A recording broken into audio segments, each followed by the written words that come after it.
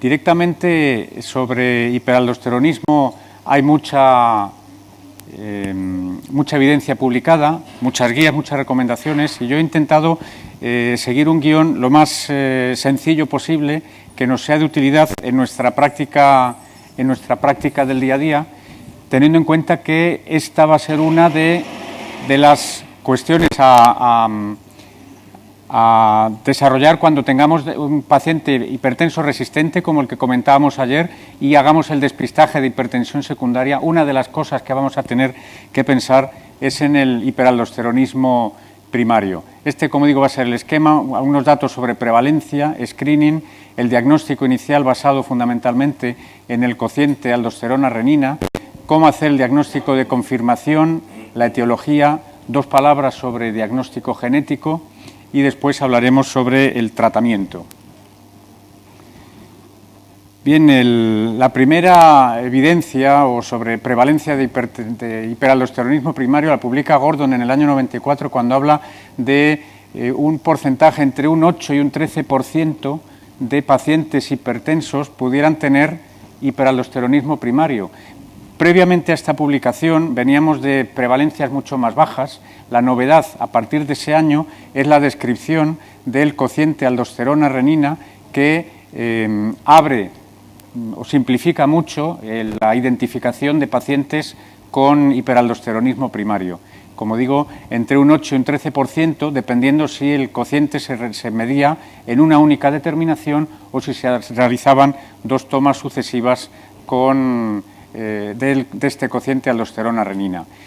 Unos años más tarde, los trabajos de Giampaolo Rossi muestran, fijaros, en un estudio prospectivo con más de 1.100 pacientes hipertensos a los que se realiza ese mismo test de screening, que es el cociente aldosterona-renina, identifican a 126 pacientes con hiperaldosteronismo primario, y después de técnicas que después comentaremos en más detalle, pero dirigidas sobre todo al diagnóstico etiológico con la realización de técnicas de imagen, bien escáner o bien resonancia magnética, y a la identificación de si son ambas glándulas suprarrenales las afectas o no, mediante técnicas de cateterización de venas adrenales para estimar las cantidades de aldosterona que se producen en uno y otro lado, se identifican al final un 11% de pacientes que efectivamente presentan bien un adenoma productor de aldosterona, 4,8%, o bien un hiperaldosteronismo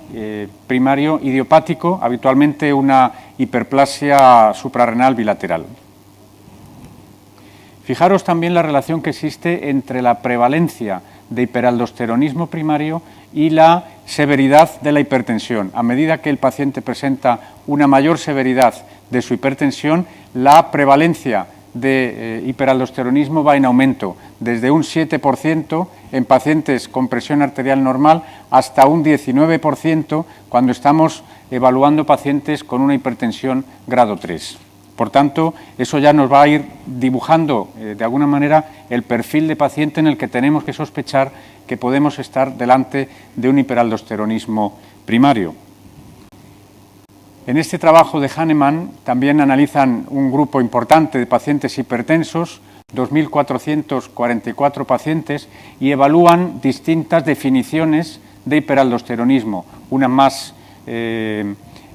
menos estricta, basada solamente en el cociente aldosterona-renina, y otras mucho más recortadas, porque además de cumplir este primer criterio, tienen que cumplir que la aldosterona plasmática esté aumentada, que la renina plasmática esté disminuida.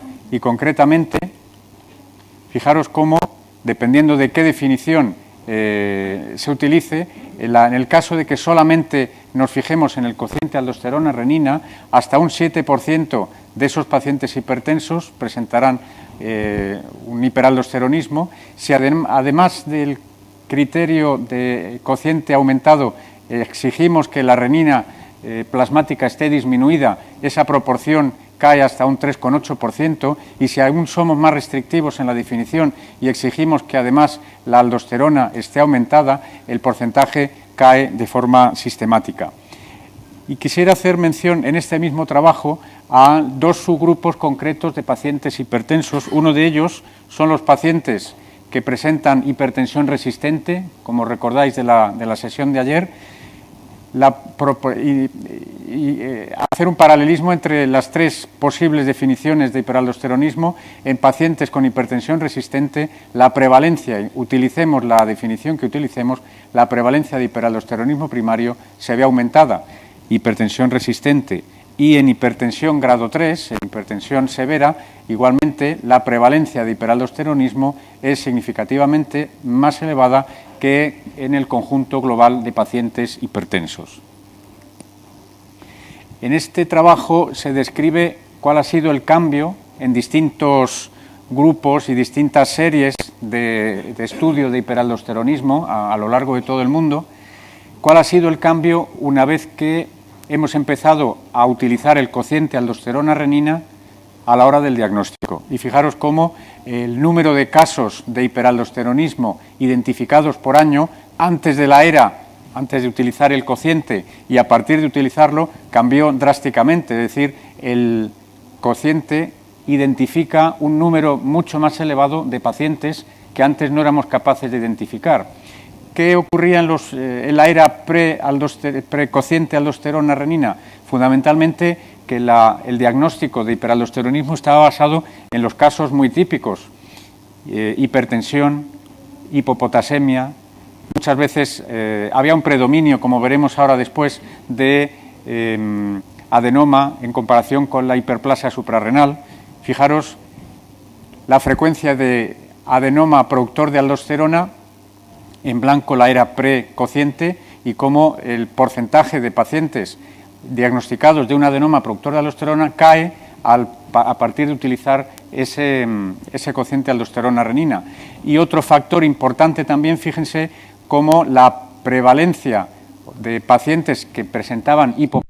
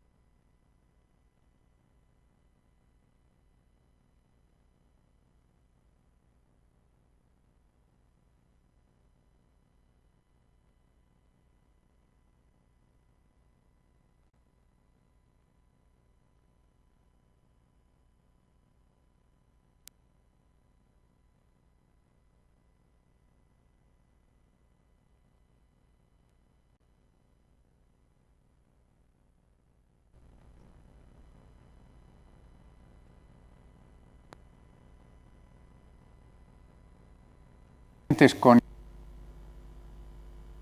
hipertensión arterial esencial, la aparición de eventos es significativamente superior en pacientes con hiperaldo primario.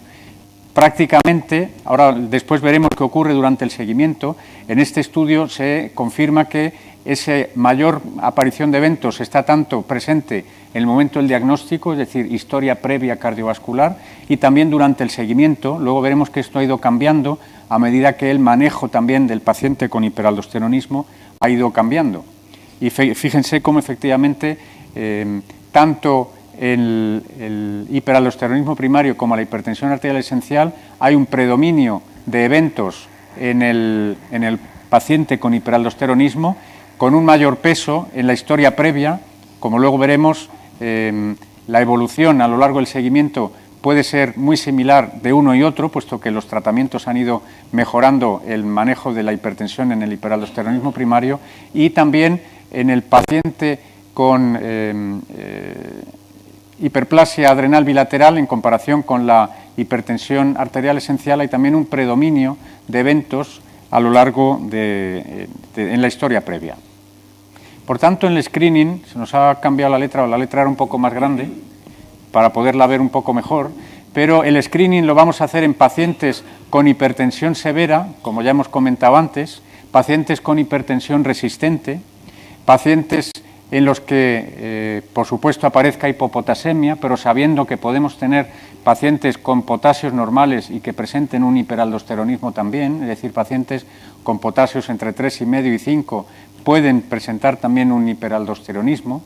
También vamos a realizar el screening en pacientes que presenten o no hipertensión y que presenten un incidentaloma adrenal, es decir, una masa adrenal que puede aparecer de forma oportunista en la realización de alguna técnica de imagen, y también pacientes que presentan un daño orgánico o morbilidad cardiovascular más severo del que le correspondería para su grado de hipertensión.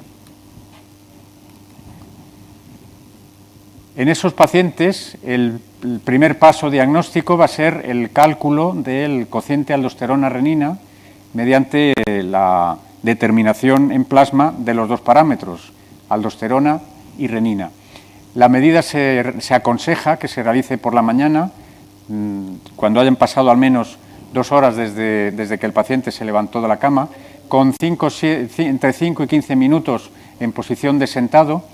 Y es importante que los niveles, el sodio corporal esté normalizado, es decir, que el paciente no esté haciendo una restricción en la dieta, en la cantidad de sal que ingiere, y que si la hipopotasemia existe, que se haya corregido previamente a la realización de las técnicas.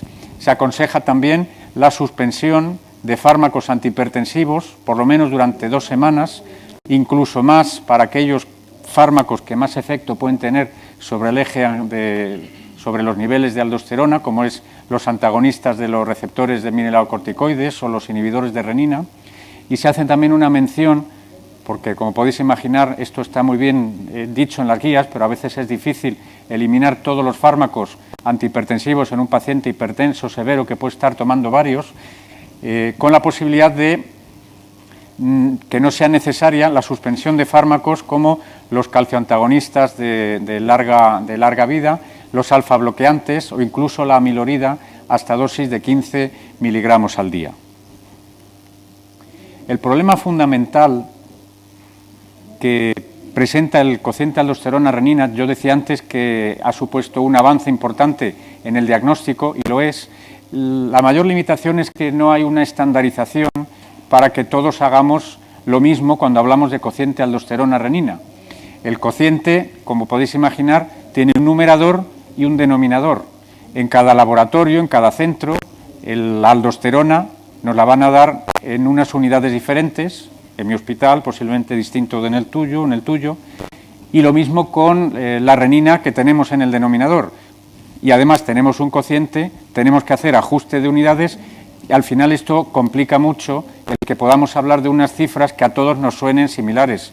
Igual que el 140-90 para el control de presión arterial, todos estamos de acuerdo, pero en cada hospital, dependiendo de si la renina me la miden como renina directa en miliunidades o me la miden como picogramos mililitro, pues los resultados van a ir van a ser distintos. Lo mismo con la aldosterona. Si la aldosterona me la miden en picogramos mililitro o en picomoles litro, etcétera. En definitiva, esto lo único que yo pretendía era dejar patente que al final cada uno en su centro tendrá que pasarse un día por el laboratorio y decir: vosotros, ¿cómo me medís la aldosterona y cómo me medís la renina? Y tener para cada hospital sus niveles habituales de cociente aldosterona-renina. En definitiva, como veis, dependiendo de qué unidades vamos a utilizar, los niveles pueden ir variando. Y cuando hacemos una lectura de los trabajos relacionados con hiperaldosteronismo, pues hay que ir siempre a material y métodos y revisar qué unidades utilizaron a la hora de calcular el cociente.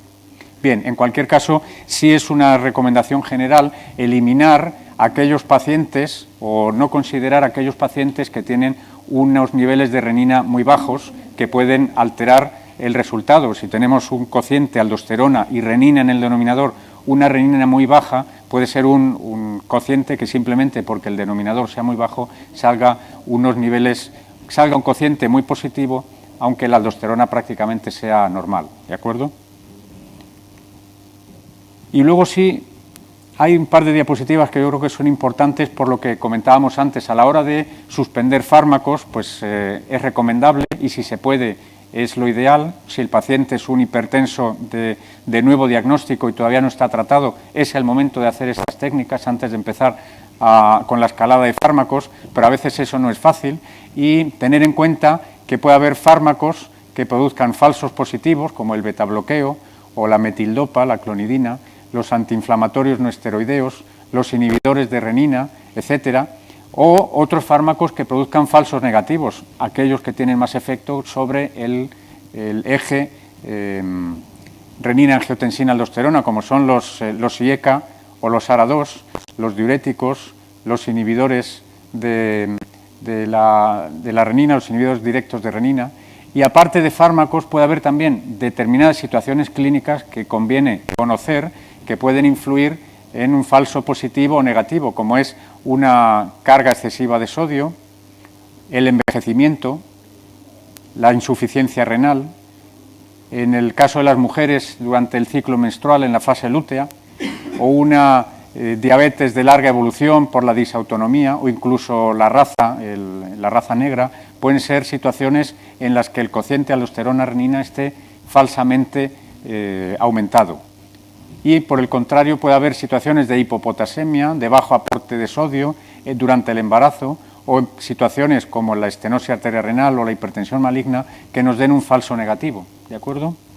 Y eso conviene tenerlo en cuenta a la hora de interpretar los resultados del cociente aldosterona-renina. Y esta diapositiva va también en la misma línea.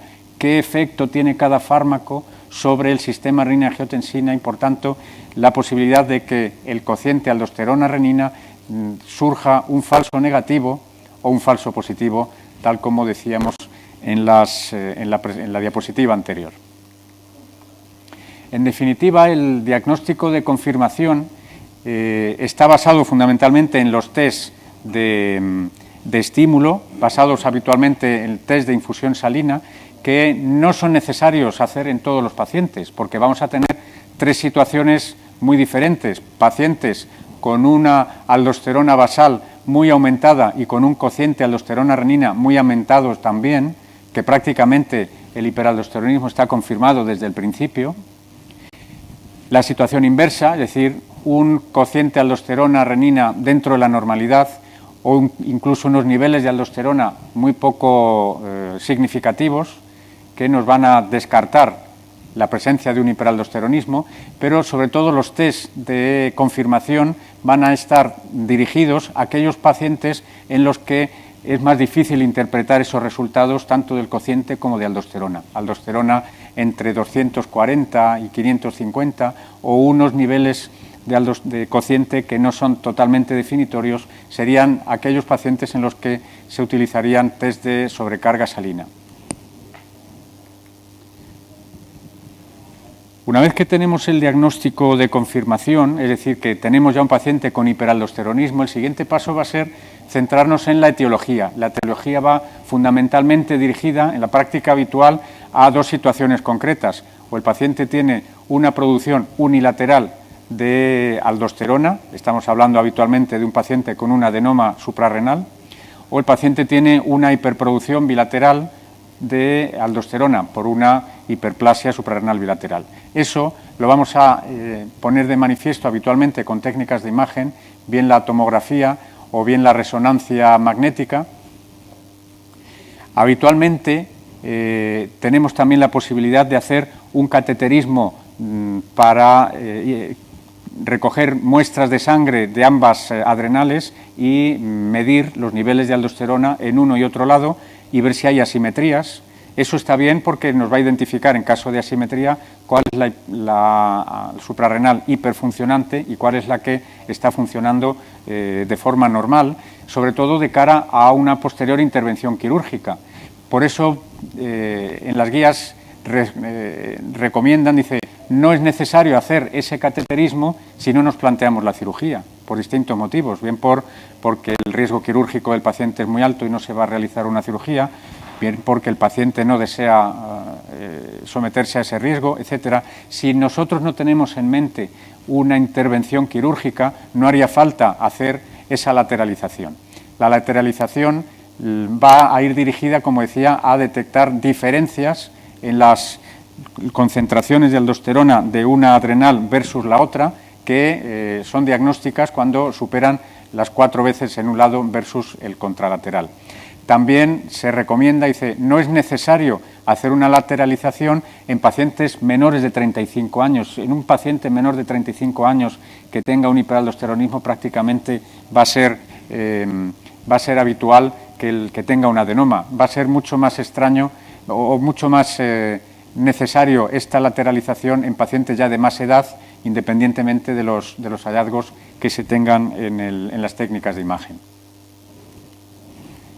Quería solamente, como he dicho antes, 2 pinceladas sobre el diagnóstico genético. Hay un pequeño subgrupo, muy pequeño subgrupo de pacientes que detrás del hiperaldosteronismo hay una causa genética. Son los hiperaldosteronismos familiares, muy infrecuentes. Por eso digo que en la práctica habitual, cuando hablamos de hiperaldosteronismo, siempre hablamos o adenoma o hiperplasia suprarrenal, pero efectivamente hay situaciones que aquí las he querido representar. Ya hay descritos 4 tipos de hiperaldosteronismo familiar. ¿Y en qué tenemos que pensar cuando tenemos un paciente, cuándo hay que sospechar un hiperaldo familiar? Sobre todo en pacientes que empiezan a edades muy tempranas, pero muy tempranas como 20 años.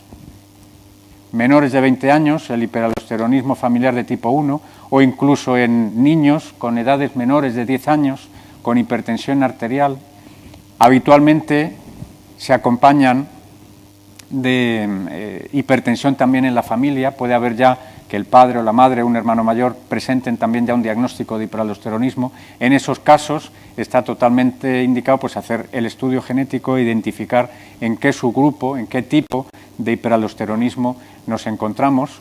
Y esto es algo que está creciendo, es decir, cada vez tenemos más herramientas de análisis genético y es creciente el número de mutaciones que se producen en todo el metabolismo de la aldosterona. Fijaros como el hiperaldosteronismo familiar más frecuente es el de tipo 2, pero ya están descritos, como digo, varios más y otros que están surgiendo, e incluso no ya en el hiperaldosteronismo familiar, que como veis es un porcentaje pequeño de casos, sino en el hiperaldosteronismo esporádico, cuando identificamos, por un lado, la hiperplasia bilateral, que no se asocia habitualmente con cambios genéticos, pero sí los hiperaldosteronismos asociados a un adenoma productor de aldosterona. Cada vez se están describiendo más mutaciones genéticas en ese metabolismo de la aldosterona. Bien, sobre tratamiento farmacológico, el tratamiento farmacológico de elección es fármacos que bloqueen las acciones de aldosterona, concretamente la espironolactona. La espironolactona se recomienda en un hiperaldosteronismo que no ha demostrado lateralidad, es decir, una hiperproducción bilateral de aldosterona, y también en pacientes en los que está confirmada que hay una lateralidad, pero que o no desean o no es factible realizar una cirugía, ¿de acuerdo? Tanto en pacientes con una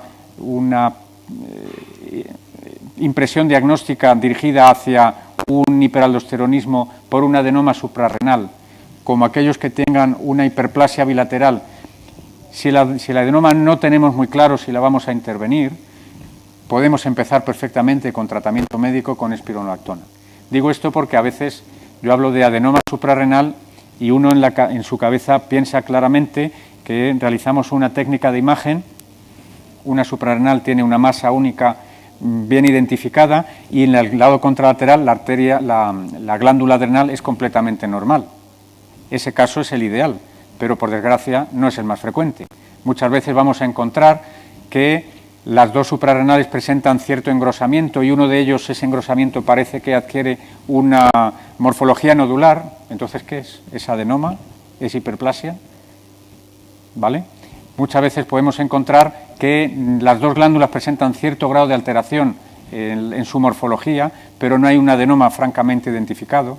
En esos casos dudosos, por supuesto, vamos a poder hacer la cateterización y hacer la identificación de si una adrenal está generando más aldosterona que otra, pero también tenemos la opción de empezar desde el punto de vista de tratamiento con la espironolactona y esperar y ver evolución.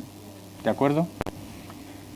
Cuando la espironolactona no se tolera bien, la amiloride es otra opción y también se recomienda, cuando hay una hipopotasemia que no se controla, el uso de amiloride como refuerzo al suplemento con potasio. También ha habido ya algunos trabajos con eplerenona. El problema fundamental de espironolactona es su tolerabilidad, sus efectos secundarios, la ginecomastia, la mastodinia, etcétera, y la eplerenona es igualmente efectiva con un perfil de tolerabilidad mucho mejor. Y muchas veces el paciente, aparte del bloqueo de aldosterona, requiere más fármacos. Se pueden utilizar los mismos fármacos que usamos en hipertensión. Aquí se habla de calcioantagonistas o de diuréticos tiacídicos, pero igualmente, una vez que ya hemos pasado toda la fase diagnóstica de técnicas de medida de aldosterona, etcétera, IECA, SARA2, se pueden administrar también en un intento de mejorar el control. Y sobre tratamiento quirúrgico, pues sobre tratamiento quirúrgico, como decía, cuando está indicado, cuando tenemos claro que el paciente tiene un adenoma suprarrenal y que la glándula contralateral es normal, se recomienda una cirugía por laparoscopia. Hoy día es la técnica ideal, bien trans o retroperitoneal. Lo que se realiza habitualmente es una adrenalectomía completa, es decir, la suprarrenal afecta, se extirpa en su totalidad. Obviamente se recomienda que se hagan en centros de referencia con cirujanos expertos en esta materia y el manejo suele ser sencillo porque con una cirugía poco invasiva el paciente puede ser dado de alta en un plazo corto de días, ¿de acuerdo? Se recomienda, independientemente de, a pesar de que sea un adenoma lo que estamos tratando, que el paciente reciba bloqueo de aldosterona en las fechas previas a la cirugía y suplementos de potasio también, y una vez realizada la cirugía retirar ya esos fármacos para ver si efectivamente la resección de la suprarrenal se acompaña de un control adecuado de la presión arterial. Para ir terminando, después de la cirugía vamos a hacer una monitorización de presión arterial y de niveles de potasio. En casos muy extremos puede que durante las primeras semanas después sea necesario también algún tipo de suplemento de bien fludrocortisona porque exista hipercalemia o algo de hipotensión. Es raro, salvo que el caso sea especialmente prolongado en el tiempo hasta que se ha llegado a la cirugía. Normalmente las guías recomiendan que después de un año de seguimiento de un paciente operado con normalización de su presión arterial y de sus niveles de potasio, el paciente pudiera ser dado de alta. En nuestra experiencia, pues es frecuente que mantengamos bastante más tiempo ese seguimiento.